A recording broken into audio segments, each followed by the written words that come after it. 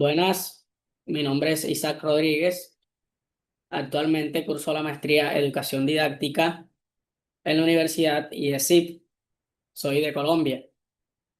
El tema, el cual estaré hablando, es sobre el empirismo filosófico.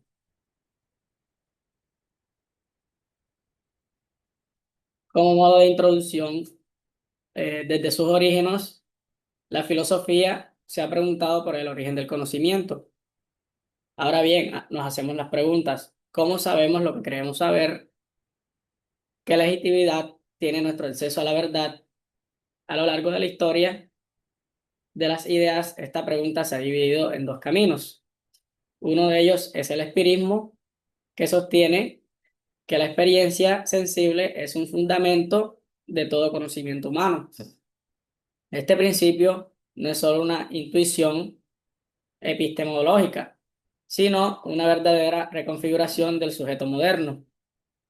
El empirismo se desplaza en el centro del saber, desde las verdades abstractas, como las del racionalismo, hacia los datos concretos obtenidos por la percepción. En otras palabras, se trata de un proyecto filosófico que parte del que se ve, del que se oye, del que se toca y del que se experimenta. Esta forma de pensar surge desde un contexto que transforma una profunda idea llamada el nacimiento de la ciencia moderna, el declive de la autoridad religiosa, la consolidación de una nueva mirada sobre la naturaleza. Frente a este orden teológico o metafísico, el empirismo propone una observación meticulosa del mundo.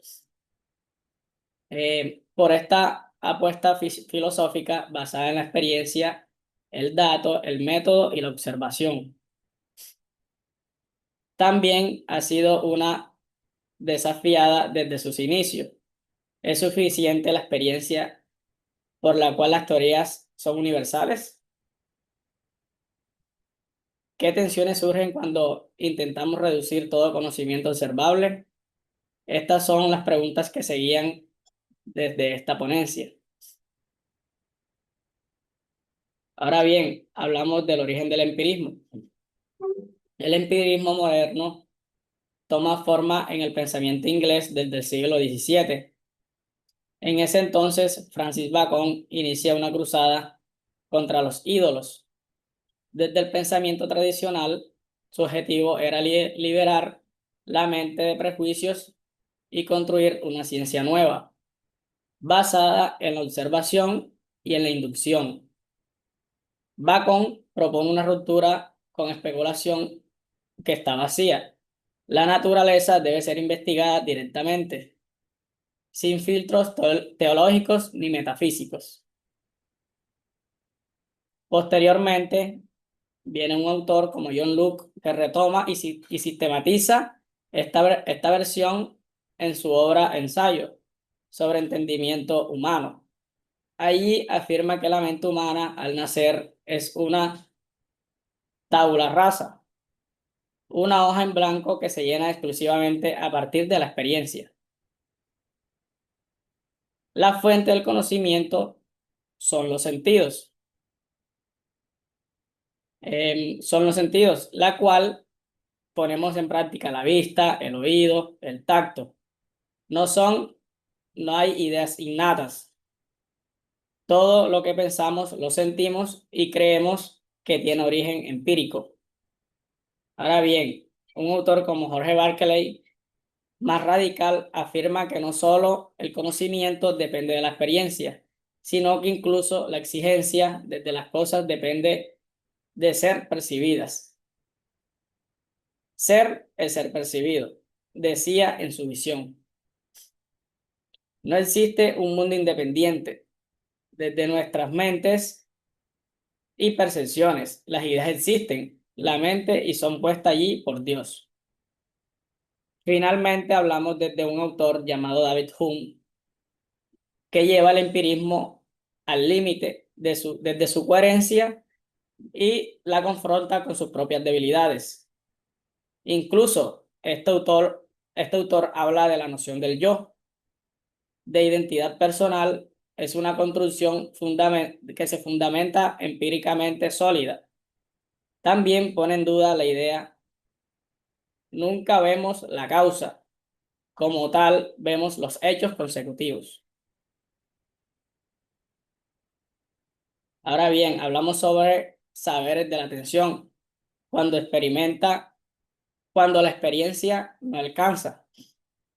Los empiristas abrieron una suerte que conllevó a una puerta fundamental al poner el foco en la observación y los sentidos. Acercaron a la filosofía al terreno de la ciencia. Sin embargo, también dejaron una zona problemática sin resolver. Por ejemplo, ¿cómo se explican los enunciados de la matemática o la lógica que aparecen universales y necesarios, pero no derivan directamente a la experiencia? ¿O cómo fundamentar teorías científicas que hacen referentes o entidades inobservables, como partículas subáticos? Aquí aparece una tensión central. El empirismo limita el conocimiento a la observación, pero el saber humano constantemente va más allá de lo invisible. Ahora bien, hablamos de lo que propuso en sus principios Hume. Este salto entre la percepción y la teoría es imposible de justificar racional bajo los parámetros empíricos. Decimos que la causa A puede ser la causa B, porque estamos acostumbrados a verlos juntos, no porque haya una conexión lógica o metafísica, sino que lo llevamos a cantar.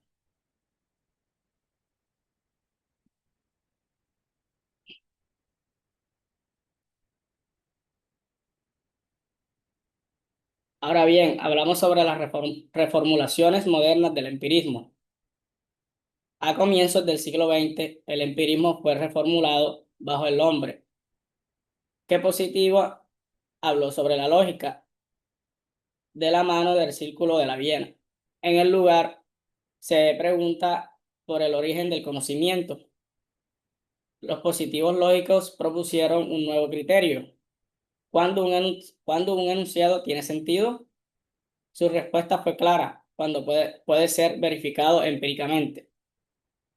Este principio de la verificación tenía una observación limpia del lenguaje y de la ciencia, con toda ambigüedad. Estos enunciados no solo fueron contrastados de datos y observación, como los metafísicos o religiosos, que fueron considerados sin valor cognitivo. Ahora bien, esta postura también la encontró sus críticos como Willard Orman en su influyente ensayo, que habló del empirismo como desarmó los pilares del positivismo lógico.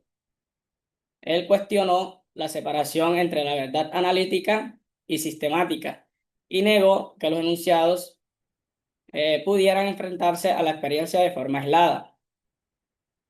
Esta crítica condujo a una versión más flexible del empirismo, conocida como el empirismo naturalizado, en la que el conocimiento ya no es un sistema cerrado, hablando de justificaciones, sino un proceso evolutivo, abierto, adaptativo, donde lo importante no solo es una certeza, sino una adecuación al mundo.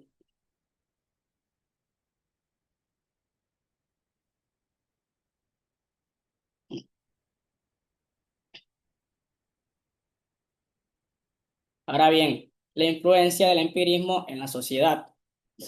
Más allá del debate, nace un enorme tema de influencia práctica en las ciencias sociales, en la pedagogía, en la psicología. Encontramos las metodologías marcadas por una fuerte orientación empírica, hablando de observación, medición, comparación, control y control de variables. Luis Francisco Ochoas, en su trabajo sobre epistemología de la educación, muestra cómo estas ideas han moldeado la investigación educativa dentro de Latinoamérica. Estos diseños experimentales prueban el control, la evolución cuantitativa, todo ello refleja una profunda confianza, en los cual los datos como soporte validan el conocimiento. Sin embargo, esta orientación también ha sido cuestionada.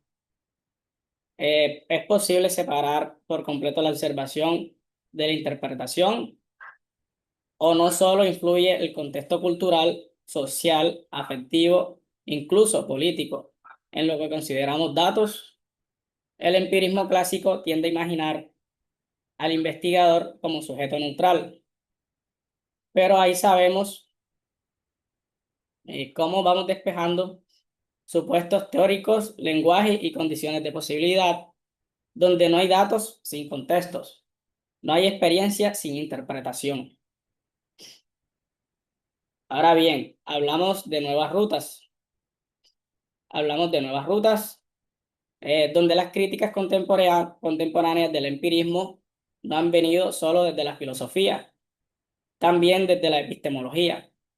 La filosofía descolonial, pragmática y epistemológica crítica han surgido nuevas formas de pensar y la relación experimenta al conocimiento. Estas corrientes coinciden a una idea. La experiencia no es neutra ni universal.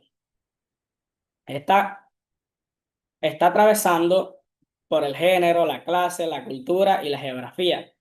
Lo que una persona percibe no es lo mismo que la otra, porque cada quien mira desde un punto de vista o desde su lugar.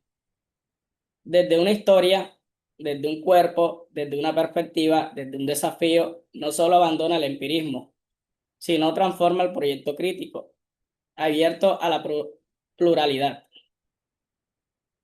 Ahora bien, ya no es el límite o se registra lo visible, sino que uno se pregunta cómo se construye lo visible. En conclusión, el empirismo es una forma más pura, ya no suficiente para dar cuenta de la complejidad del conocimiento, pero su intuición básica es que el saber nace de nuestro mundo. Sigue siendo válido y necesario. Quizás hoy más que nunca necesitamos aprender a mirar o no mirar cómo se registran los datos, sino quién busca comprender. No mirar desde la distancia, sino desde la implicación. No mirar de dominar, sino de dialogar. Un empirismo transformado, plural, situado y reflexivo puede ayudarnos a construir saber más justo, más amplio, un poco más conectado con la vida. Esa es la tarea que nos queda. El empirismo es una forma más pura, ya no suficiente para dar cuenta de la complejidad del conocimiento contemporáneo, pero es una intuición básica que el saber nace del encuentro con el mundo, que sigue siendo válido y necesario.